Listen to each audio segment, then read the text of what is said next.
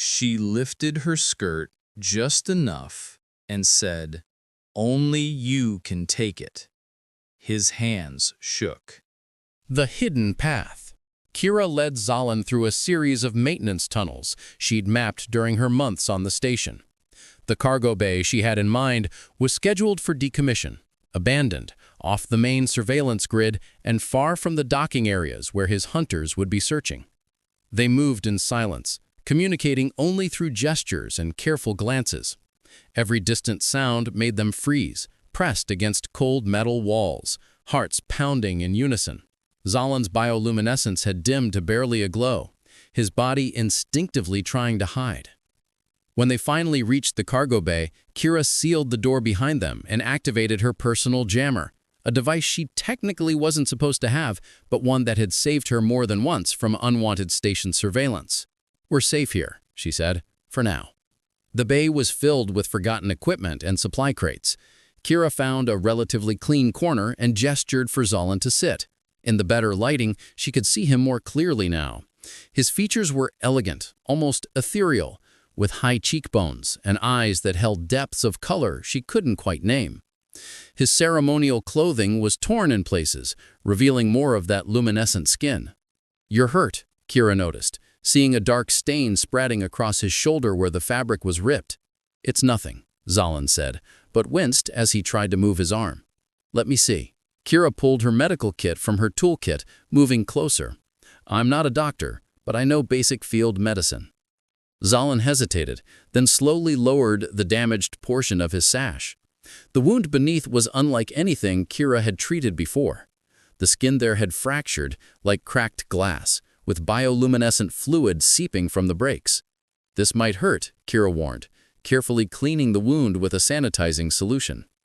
Zalan's luminescence flickered at her touch, patterns rippling outward from where her fingers made contact. "Your touch is gentle," he said softly. "I expected humans to be rougher." "We're not all the same," Kira replied, focusing on her work even as she felt an unexpected warmth spreading through her chest. "Just like I'm guessing all of your people aren't the same either." "No," Zalan agreed, watching her face as she worked. "Though my people, the crystalline kin of Velthros, we're taught from birth to be cautious of outsiders. Our world is rich in rare minerals, which makes us targets for exploitation. Trust doesn't come easily to us."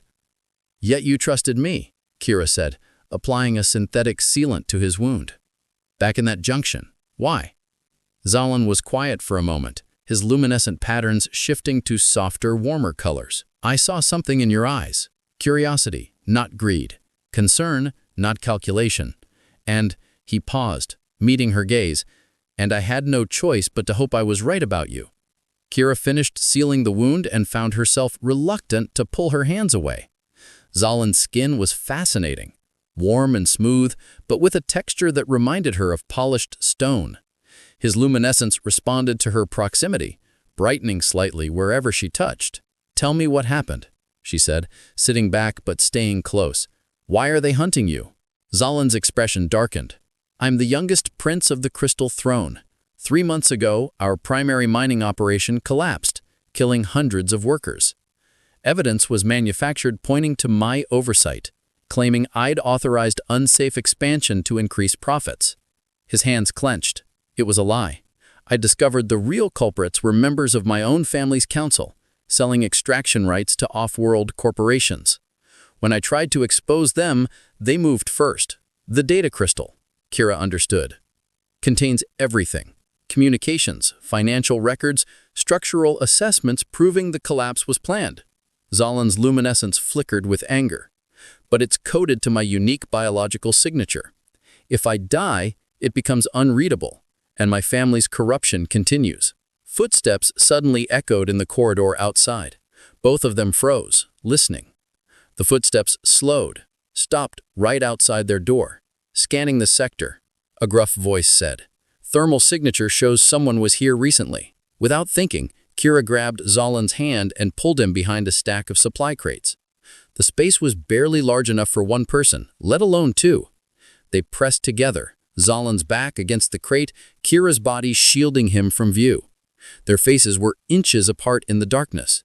Kira could feel Zalin's heartbeat against her chest, could see his luminescent patterns swirling with fear beneath his skin. His arms came around her waist, steadying them both in the confined space. The door hissed open. Kira held her breath as footsteps entered the bay. Through a gap in the crates, she could see the silhouette of an armed hunter, scanning the space with a thermal detector. Zalin's grip on her tightened, and she felt his breath warm against her neck. The hunter moved closer. Kira could feel Zalin's trembling. Or was that her own trembling? Their bodies were pressed so close together she couldn't tell where one ended and the other began. His luminescence had dimmed to almost nothing, but she could still feel the warmth of it against her skin. Time seemed to stop. The hunter's footsteps were right beside their hiding spot. Then, miraculously, they moved away. "Negative," the hunter's voice said. "Bay 712 is clear. Moving to next sector." The door sealed again and the footsteps faded. Neither Kira nor Zalin moved immediately. They stayed pressed together in the darkness, hearts pounding, the adrenaline slowly ebbing. When Zalin finally looked up at her, his eyes were luminous in the dim space, filled with something more than just fear or gratitude. "You could have pointed me out," he whispered. "Saved yourself." "I told you," Kira replied, softly, surprised by the steadiness in her voice despite how her hands were shaking. "We're not all the same." Zalin's hand came up slowly, hesitantly, to rest against her cheek. His touch was gentle, questioning. "Kira Jensen," he said her name like a prayer. "What are you doing to me?" She didn't have an answer. She only knew that in the space of a few hours, the stranger had become someone she couldn't imagine abandoning. Slowly, carefully, she leaned her forehead against his, closing her eyes. "We need to get you off this station," she whispered. "Will you come with me?" The question was barely audible. Kira pulled back just enough to meet his eyes. The question hung between them, loaded with implications neither was ready to fully acknowledge. But when she looked at him, really looked at him, she saw not just someone who needed help, but someone she wanted to help, someone she wanted to know. "Let's survive first," she said softly. "Then we'll figure out the rest." Zalin's luminescence brightened with hope, swirling with colors that looked almost like joy. And there, in the darkness of that abandoned cargo bay, with danger still lurking just beyond the walls, Kira felt something shift inside her. The first real recognition that this connection forming between them was something rare and precious, something worth fighting for. The station's heart. Getting to the escape shuttles meant going through the station's core, the central hub where all major systems converged. It was also the most heavily monitored section, with security checkpoints and surveillance everywhere. But Kira had an advantage. She had maintenance access, and she knew the core's blind spots better than anyone. "Stay close," she instructed Zalin as they prepared to leave their hiding spot. "And if anyone asks, you're a consultant I've hired to help with the crystalline power converters." Zalin managed a weak smile. "Not entirely a lie. My people do have expertise with crystalline technology." They moved through the corridors with practiced caution. Kira had given Zalin a hooded maintenance jacket to cover his distinctive features, but his unusual grace still drew occasional curious glances. Each time someone looked too long, Kira would engage them in technical conversation, distracting them with jargon until they lost interest. The core's entrance was guarded by a security checkpoint, but Kira had called ahead, reporting a critical power fluctuation that needed immediate attention.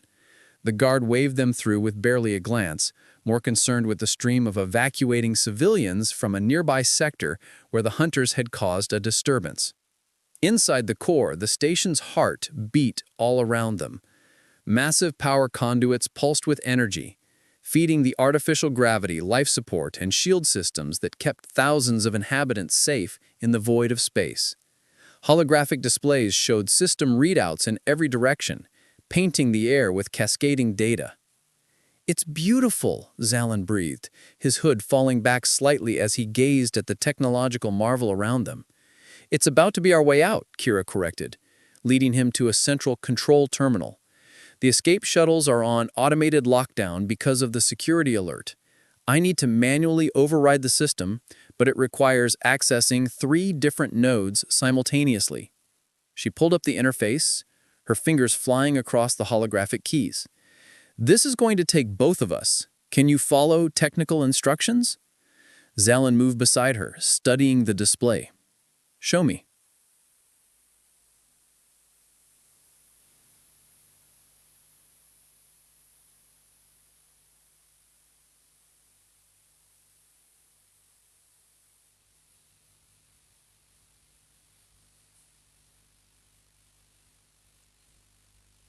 The choice.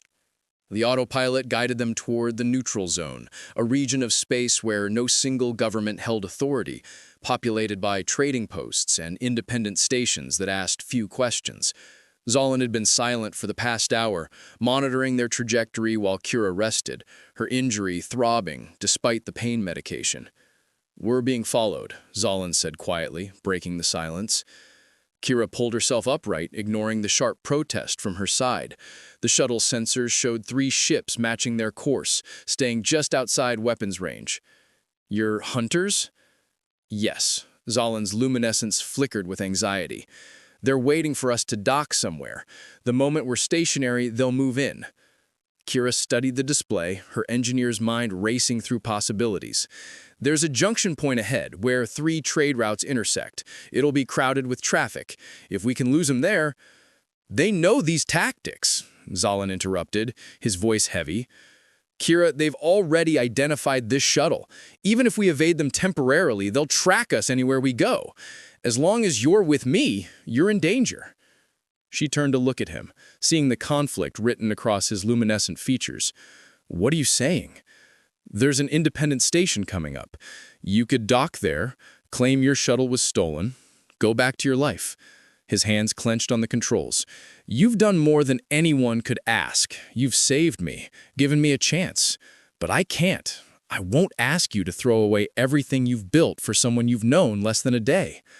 You're not asking, and you don't get to make this choice for me."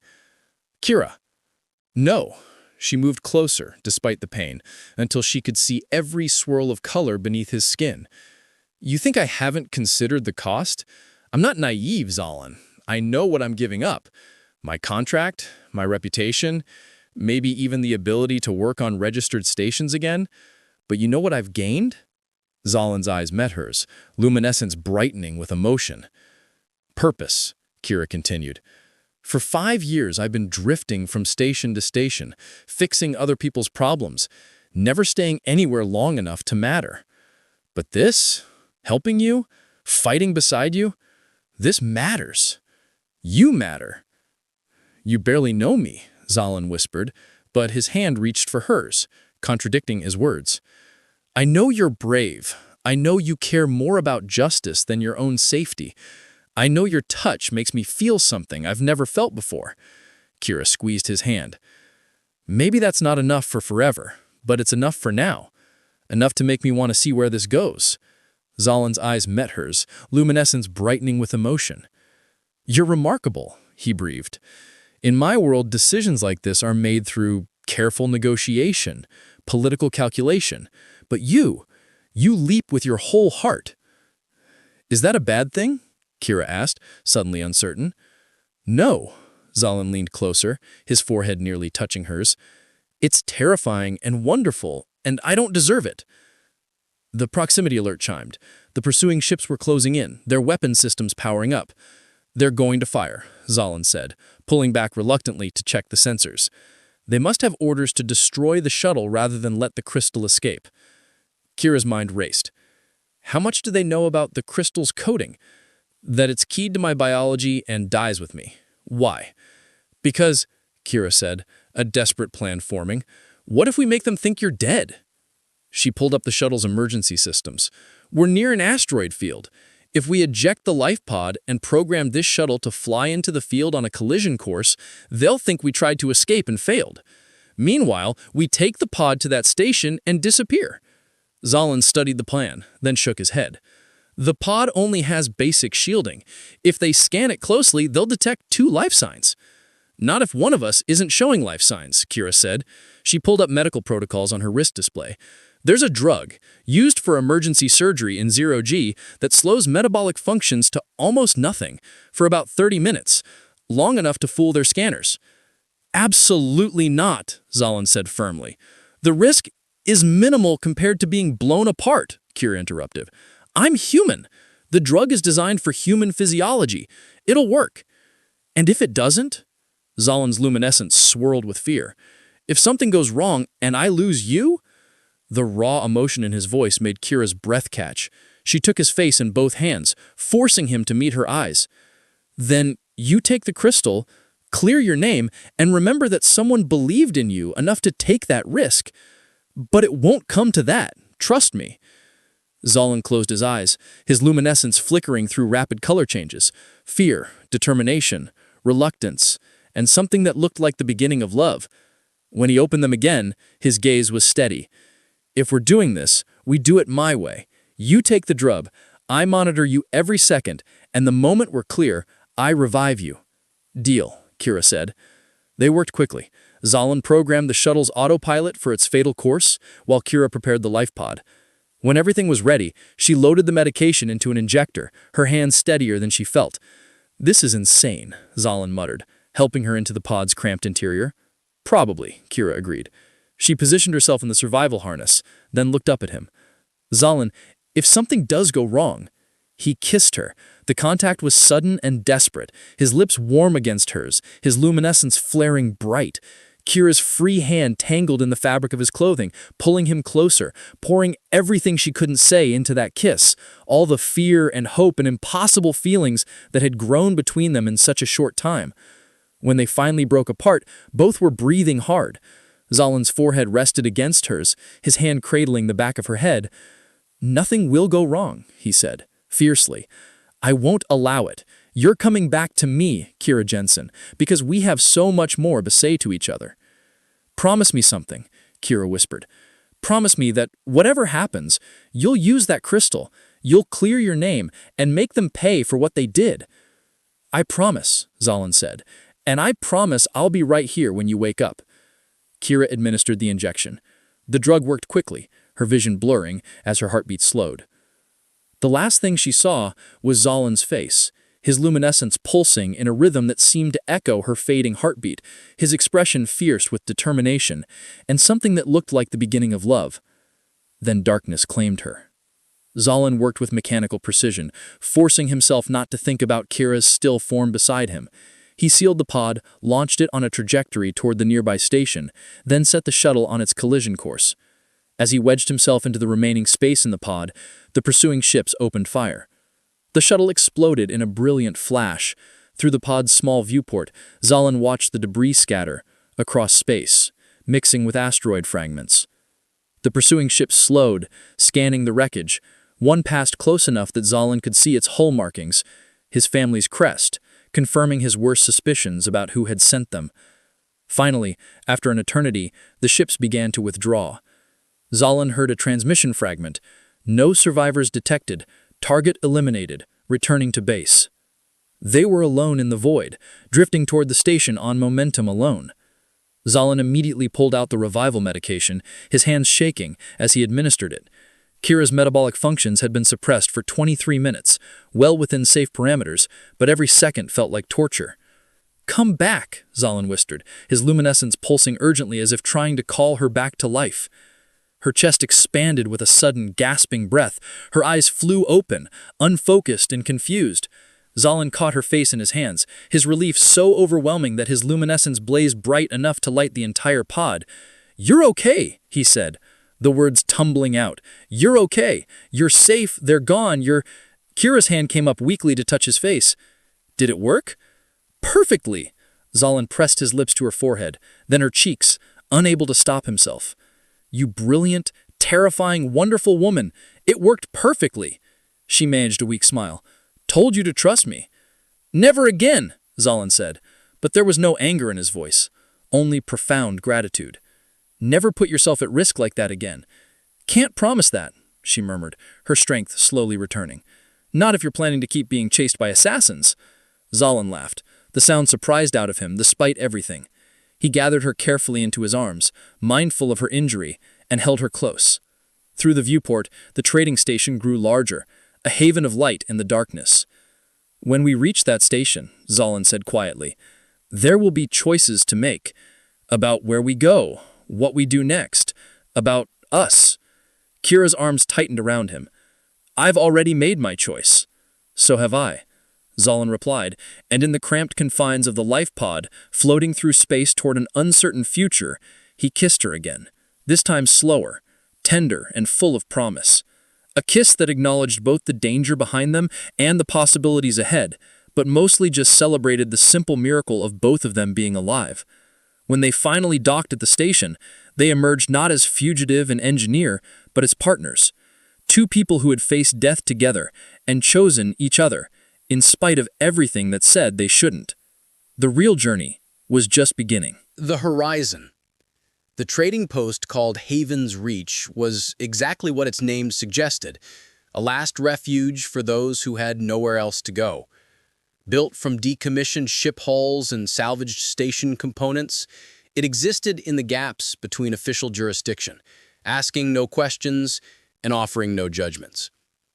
Kira and Zalin registered under false names, paying for a small berth with the last of Kira's credits. The room was barely large enough for a bed and a small sanitation unit, but after the cramped life pod, it felt spacious. More importantly, it had a door that locked and no windows for hunters to peer through. "We're safe here," Kira said, sinking onto the bed with a wince. Her injury was healing, but still tender, at least for a while. Zalin stood by the door, his luminescence dim with exhaustion and uncertainty.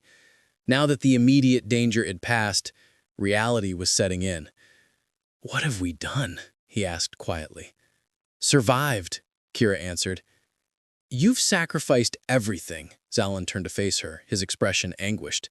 "Your career, your future, all for someone you met yesterday. How can that possibly be worth it?" Kira patted the bed beside her. "Sit down before you fall down." He complied, settling beside her carefully. This close, Kira could see the exhaustion in every line of his body, the way his luminescence flickered irregularly, a sign of stress she'd learned. "Do you regret it?" she asked. "Helping me, trusting me with the crystal?" "No," Zalin said immediately. "But that's different. I had no choice." "You had every choice," Kira interrupted. "You could have kept running, could have tried to fight them alone. But you chose to trust me. You chose to let me help you. I'm making the same choice. Stop trying to protect me from my own decisions." Zalin's fingers intertwined with hers, his thumb tracing patterns on her palm. "In my world, everything is about duty and obligation. Marriages are arranged for political advantage. Friendships are cultivated for strategic benefit. I've never..." He paused, struggling for words. "I've never had the freedom to simply choose someone because I wanted to." "And is that what this is?" Kira asked softly, her heart beating faster. "A choice?" Zalin turned to face her fully, his luminescence brightening with emotion.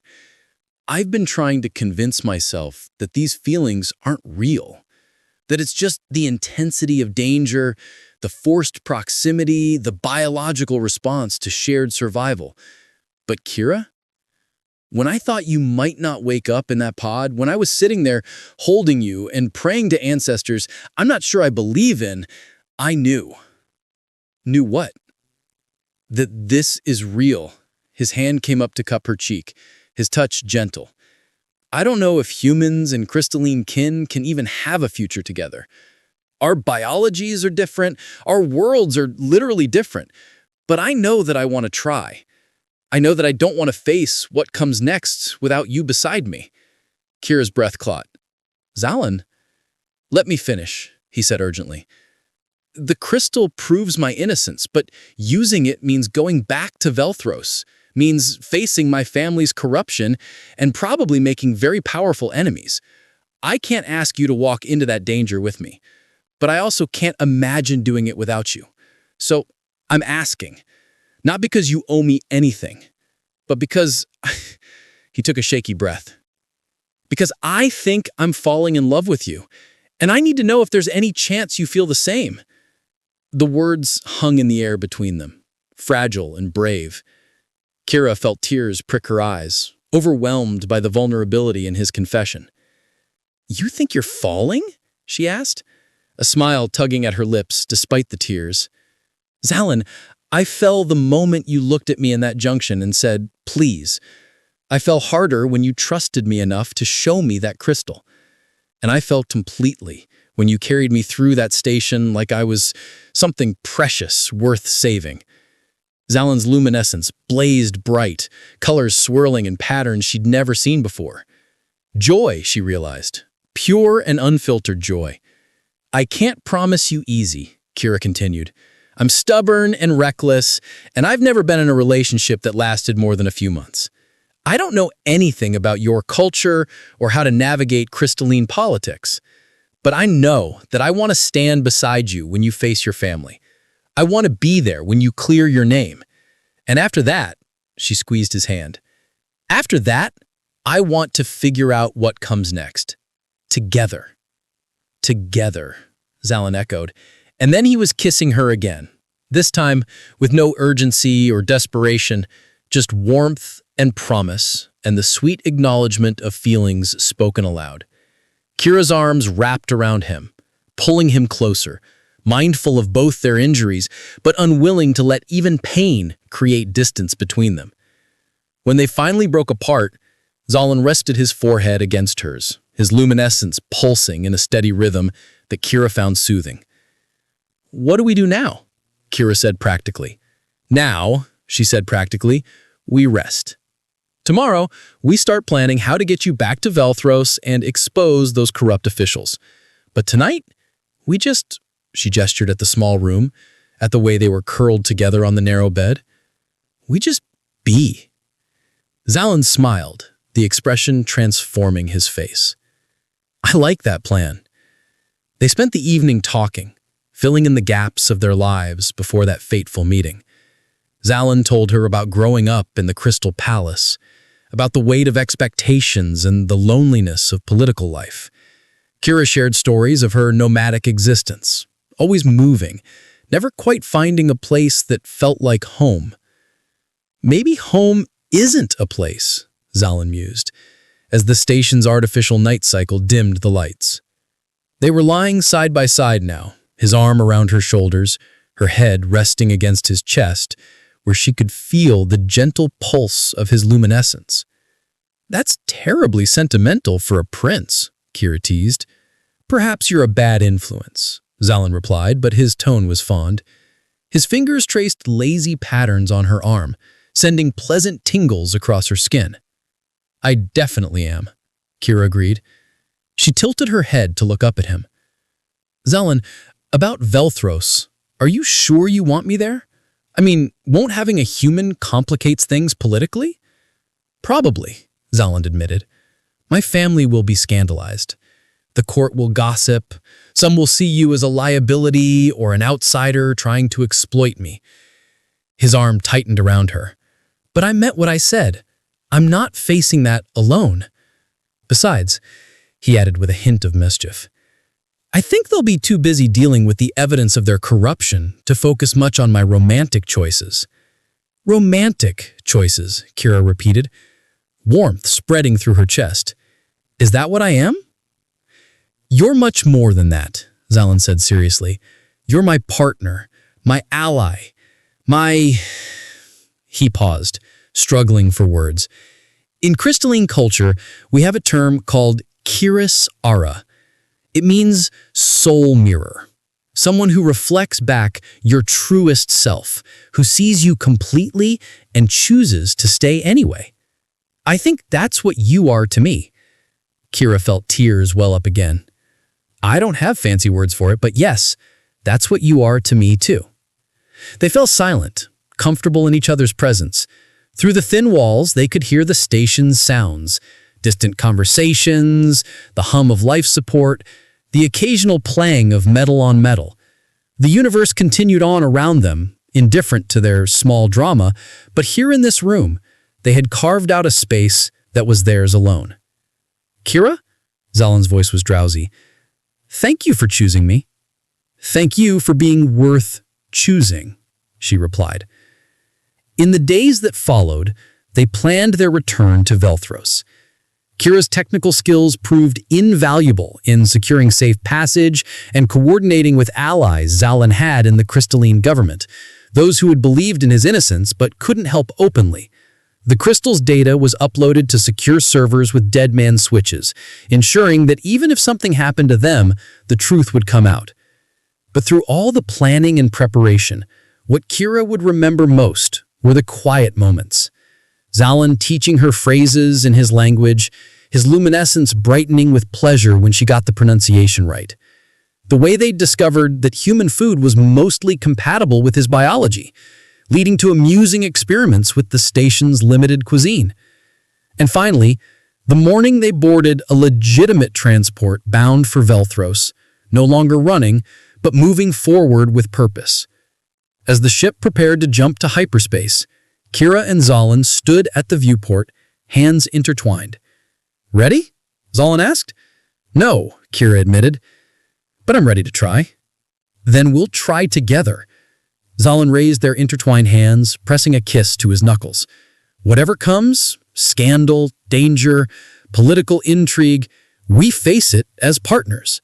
"Partners," Kira agreed, and as the stars stretched into lines around them, carrying them toward an uncertain future, she felt no fear. They had survived assassination attempts and space battles.